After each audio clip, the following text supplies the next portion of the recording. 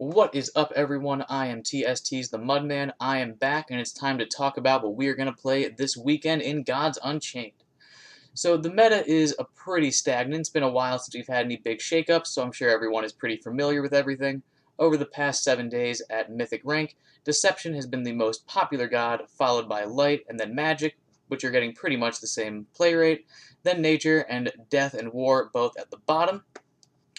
Deception can be either control or aggressive. The aggressive decks rely on hidden creatures as well as attack buff cards, so their creatures are hard to interact with and they're capable of doing big damage.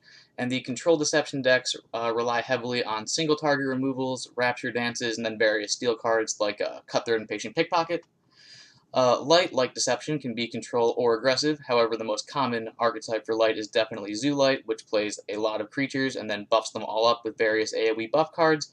And Control Light stalls out the game with cards like Line in the Sand and Lips Are Sealed, and then plays infinite creatures with their infinite value loop of Radiant Embalmer plus Inescapable Duty.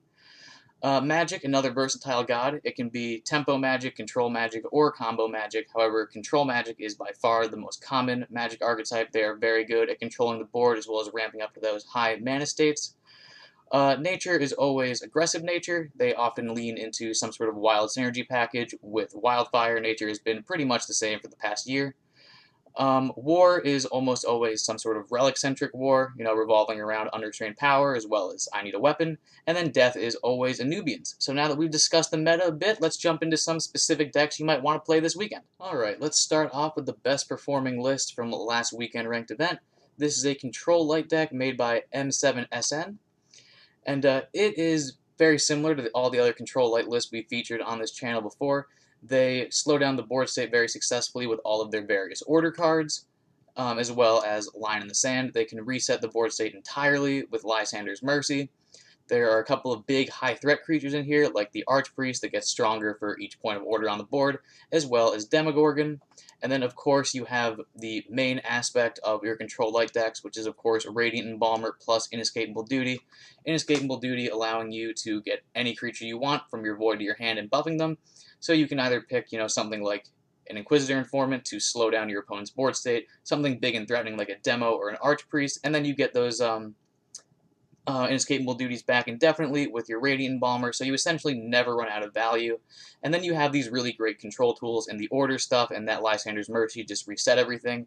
Control Light has been very strong for the past little over a month, and M7SN here was able to do a perfect weekend ranked run, all 18 games W's. So if you like Control Light, then a list like this could be a great choice for this weekend ranked event. Alright, so now that we've discussed Control Light, let's move on to Zoo Light. Zoo Light, probably the most popular archetype on the ladder right now. This list was made by the Professor. He went 16 out of 18 last week, and we've been discussing Zoo Light a lot for the past month or so. Their strategy is quite simple. They play a lot of early game creatures, mostly 1 and 2 drops, then they buff up their entire board with Radiant Dawn, again with whatever they run at 4 mana. Professor here runs a Holy Enchanter, then again with Prayer of the Desperate, and finally with Asterius to overwhelm your opponent and get way too many stats on the board. There are a few aspects of this Zoo Light list that I do want to highlight.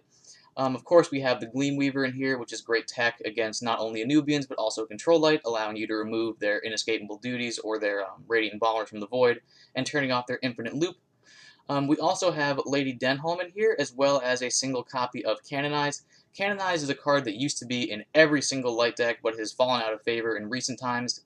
Most light decks now run AoE buffs instead of single target buffs, but Madame Denholm is really synergistic with Canonize. You can play Denholm on 3, pretty much guarantee you have a creature available for you to pip into Canonize later, or just, even with your AoE buff cards, Madame Denholm pretty much just guarantees you always get at least 1 creature on the board a turn, and that's everything that Light wants, and it synergizes very nicely with that Canonize. I'm a big fan of this Denholm Canonize package, so if you like Zoo Light, if you like buffing big boards, and you like big protected 3/3s, then I recommend the Professor's list right here. Alright, next up we have Aggro Deception. This Aggro Deception list was made by Clutch, which makes a lot of sense. Deception is Clutch's favorite god, and this deck uses a very simple yet effective strategy. It plays hidden creatures, it then buffs their attack for big damage, and then re-hides them with their Orpheos Distraction God Power. This deck runs a litany of hidden creatures. We have Orfeo, we have the Sparrow, we have Switch Duelist, Armor Lurker, Avatar of Deception, Lokian Disciple, as well as 2 copies of Encumbered Looter, and then just lots of attack buff creatures with the 2 Dark Knives, the 2 Guildmates, the 2 Thespians. It is very easy to make a very high attack creature in the early game go face a bunch of times, and if your strategy hasn't worked, you can always play your Fermentari Instigator to refill your hand. I'm sure you've noticed that almost all of these creatures are guild creatures, so Fermentari Instigator should be drawing you at least 2 or more cards the turn that you play it, which will be absolutely huge for just refilling your board. This deck is very oppressive. It's very hard for Zoo Light opponents to deal with their hidden creatures. It's capable of going incredibly fast. It's good at hiding opposing Control Magic players' front lines. Control Magic decks tend to run a lot of frontline, and Orfeo's Distraction just scoffs right in its face. So if you want to do well this next weekend ranked event and you want to finish in under 2 hours, then a list like this is perfect for you. Alright, now let's talk Control Magic. This Control Magic deck was made by 3 question marks, and Control Magic has been Magic's most popular archetype for the past almost 2 months. The meta has been pretty aggro dominant, and Magic is capable of being extremely anti-aggro, and this deck list is a great example of that. We have a ton of single target removal as well as AoE removal. We've got the Magnetic Blast, we've got Star Shard Bolts for single target removal, Tracking Bolt for single target, or AoE. Lightning Talisman, which is sort of like AoE. We have 2 unannounced arrivals, more AoE. Shape Blast. We have Storm Switch, which is a creature and AoE. 2 copies of Unbound Flames for big AoE. We have Leyhorde Hatchling, which can, go face, but is usually just creature removal. And then as we hit the late game, we transition to big front lines. We have a City Planner, a Helmna, 2 Helion Elite, and a Moramag. And since we're talking about Moramag, let's mention the Echo creatures. This deck has 2 copies of Bibliomaniac as well as Crystal Tech Scholar. Crystal Tech Scholar is an outstanding card. It's 4 points of ramp for just 2 cards in your deck. The second copy, the Echo copy, often draws you a card as well. And when you can have an Echo creature that draws you a card, it just fills up your hand immensely, which synergizes greatly with your Leyhorde Hatchlings and Moramag.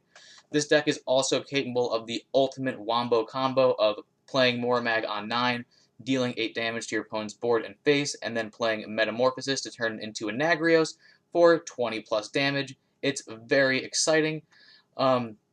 All in all, this deck is extremely capable of beating any aggro deck, and considering how popular Zoo Light is and how popular Aggro Deception is, this deck can be very successful. That being said, the games will be fairly slow, but if you play a deck like this over the weekend, you will probably do very, very well. Okay, next up we have Aggro Nature.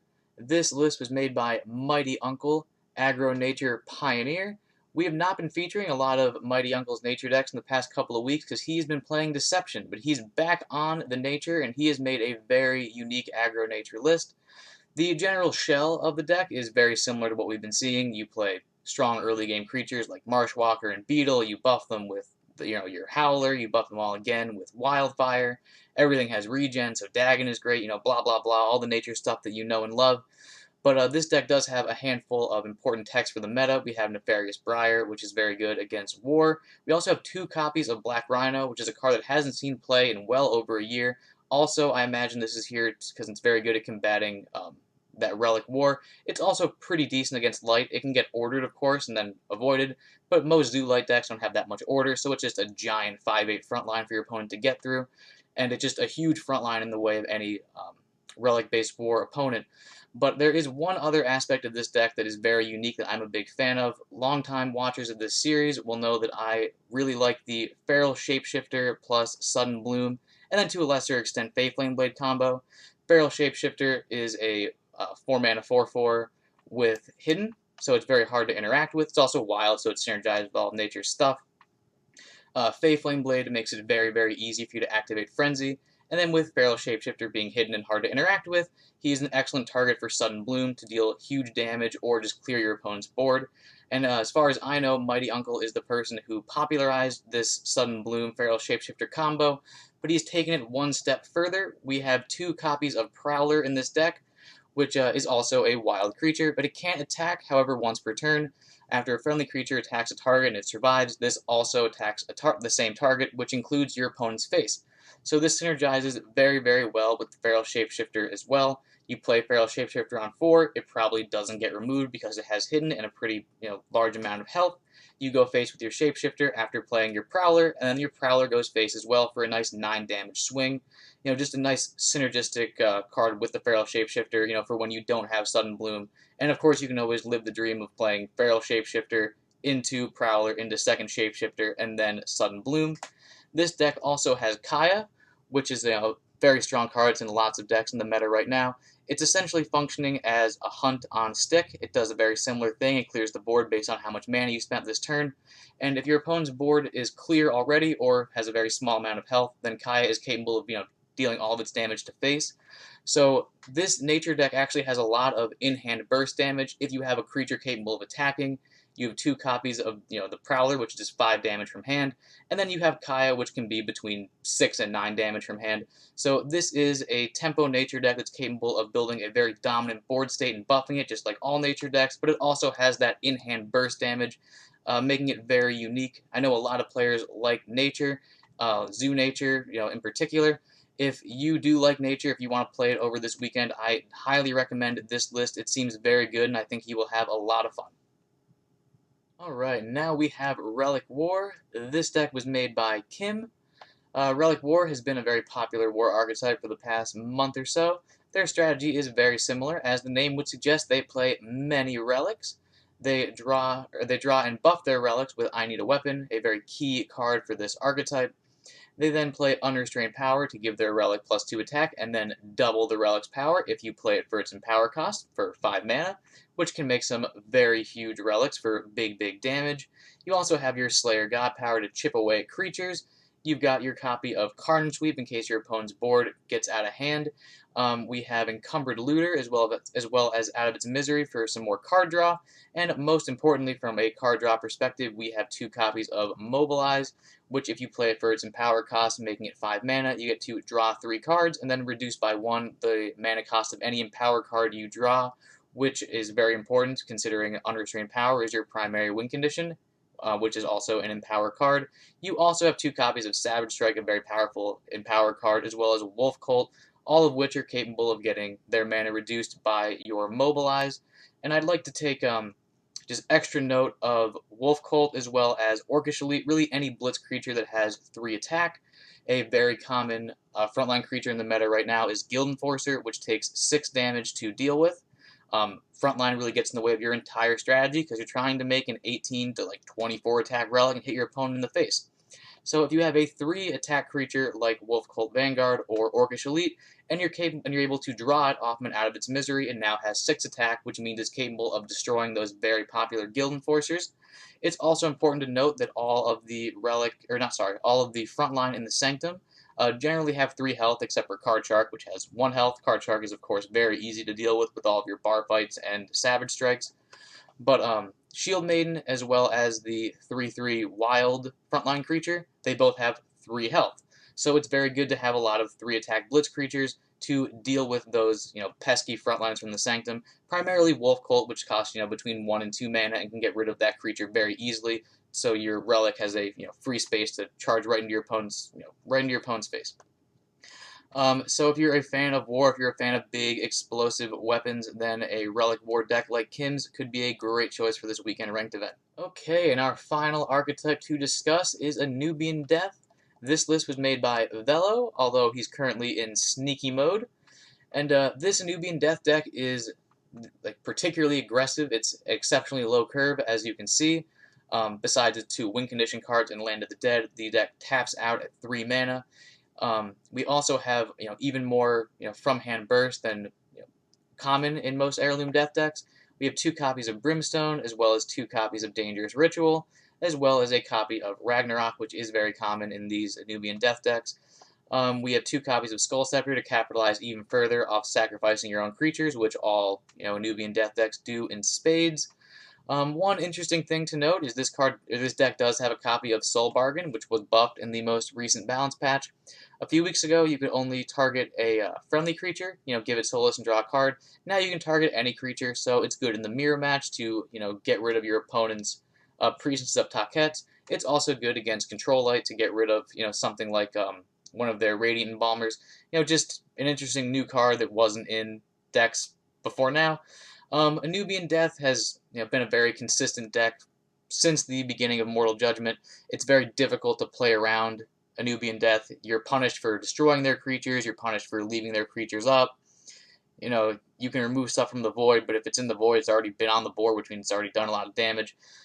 Death has a litany of draw cards. This deck doesn't have any of the Afterlife package, but it still has lots of draw. We have 2 copies of Untold Greed, that aforementioned Soul Bargain, the Dangerous Ritual, and the Brimstones, so it's very difficult for a deck like this to brick. So if you are a fan of the Anubian Death decks, if you like killing off your creatures and doing big damage, then a very aggressive Anubian list like this could be a great choice this weekend ranked event. Alright, so we've looked at all the gods, we've clicked, we've thought, we've pondered, we've mused, we've ruminated. What is the conclusion? What deck should we play at this weekend ranked event? Well, I've stuck between 2 minds this week. You can go with Control Light for big, high scores, huge win rates, or you can go with the Aggro Deception for those speed runs, still do well, but end your weekend ranked event fast. But whatever deck you go with, try to have fun. Tell us how you did in the TST Discord, and have a wonderful day. Hey, you! Did you know that subscribing to the TST YouTube channel will increase your win rate by 6.9%? So what are you waiting for? Subscribe to the channel and hit the bell for notifications. And while you're at it, equip Scythe of the Harvest and attack the like button directly in the face. Bye-bye!